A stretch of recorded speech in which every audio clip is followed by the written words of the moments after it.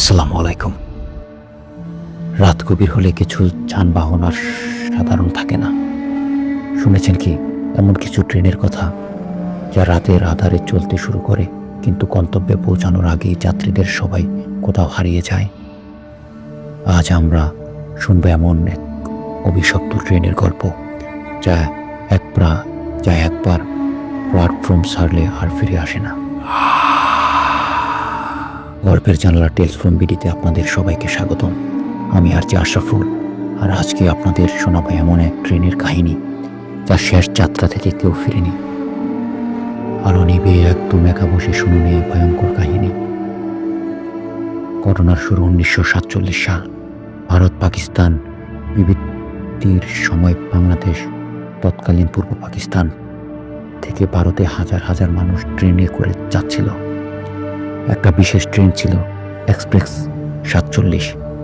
ট্রেনটি যশোর থেকে কলকাতা যাওয়ার কথা ছিল, কিন্তু ট্রেনটি যখন একটা নির্জন জায়গার কাছ দিয়ে যাচ্ছিল তখন সেটি হঠাৎ করে অদৃশ্য হয়ে যায়। কোনো লাশ পাওয়া যায়নি, কোনো যাত্রী ফিরে আসেনি, শুধু ট্রেনের হুইসেল শোনা গিয়েছিল গভীর রাতে। তারপর থেকেই প্রতি 10 বছর পর পর সেই ট্রেন আবারও চলতে শুরু করে। যারা সেই ট্রেনে চড়ে তারা আর কখনো ফিরে আসে না। সাল 2017। রিয়াদ নামে এক তরুণ চাকরির ইন্টারভিউ দিতে ঢাকায় আসছিল।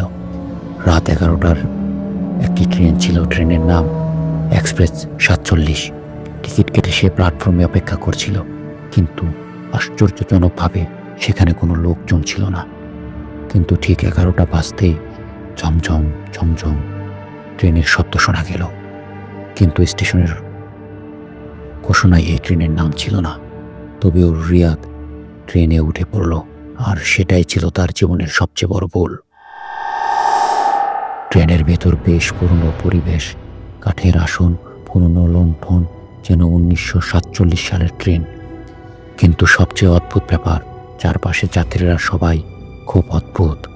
কেউ কথা বলছে না, কেউ নড়ছে না। রিয়াদ ভাবলো হয়তো ক্লান্ত হয়ে আছে সবাই, কিন্তু ঠিক তখনই সে জানালার কাছে নিজের প্রতিবিম্ব দেখল, আর দেখতে পেল পিছনের আসনে বসে থাকা একজন যাত্রীর চেহারা একদম শূন্য। নাক নেই, চোখ নেই, মুখ নেই। সে আতঙ্কে চোখ বন্ধ করল, এবং যখন চোখ খুলল সামনের যাত্রীরা সবাই ঘুরে তাকিয়ে আছে, কিন্তু তাদের কারো মুখ নেই। রিয়াদ উঠে দাঁড়িয়ে ছুটতে লাগলো, কিন্তু দরজার কাছে গিয়ে দেখল বাইরে কোনো রেল লাইন নেই, ট্রেন আকাশের মধ্যে ভাসছে। তারপরই ট্রেনের স্পিকারে ঘোষণা শোনা গেল, সব যাত্রীদের জানানো যাচ্ছে আপনারা এখনো জীবিতদের জগৎ ছেড়ে চলে যাচ্ছেন। ট্রেনের দরজা খুলে গেলে আর বাইরে দেখা গেল এক বিশাল অন্ধকার গ্রহ। সব যাত্রী একে একে লাফিয়ে পড়তে লাগলো। রিয়াদ চিৎকার করে উঠে দাঁড়ালো, আমি এখানে কিভাবে এলাম? ঠিক তখনই একটা হাত তার কাঁধে পড়ল। সে ঘুরে তাকাতেই দেখলো একজন কঙ্কাল দাঁড়িয়ে আছে, চোখের গর্ত থেকে আগুন বের হচ্ছে। কঙ্কালটা ফিসফিস করে বলল, এখানে আসার পর কেউ ফিরে যেতে পারে না। রিয়াদ আর কিছু বলতে পারল না, আর ঠিক তখনই ট্রেন অন্ধকারে তলিয়ে গেল। পরদিন সকালে রেল কর্তৃপক্ষ এক পরিত্যক্ত ট্রেনের কামরায় একটা মোবাইল ফোন খুঁজে পেল। ফোনের ক্যামেরায় শেষ ছবি ছিল একটা ট্রেনের জানালা, আর বাইরে শত শত অদৃশ্য ছায়ামূর্তি দাঁড়িয়ে আছে। কিন্তু মোবাইলের মালিককে আর কখনো পাওয়া যায়নি। তারপর থেকে ট্রেন এক্সপ্রেস 47 আবারও রহস্যজনকভাবে বন্ধ করে দেওয়া হয়। কিন্তু মাঝে মাঝে গভীর রাতে কেউ কেউ সেই ট্রেনের হুইসেল শুনতে পায়।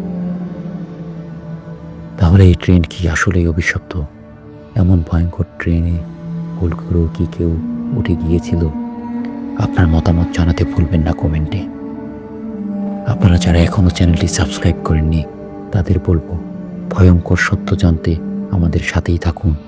লাইক, কমেন্ট আর শেয়ার করুন, কারণ সামনে আরও ভয়ঙ্কর গল্প অপেক্ষা করছে। তাহলে আজকের মতো গল্পের জানালা বন্ধ করছি, কিন্তু মনে রেখো, রাতের ট্রেনে একা চড়ো না।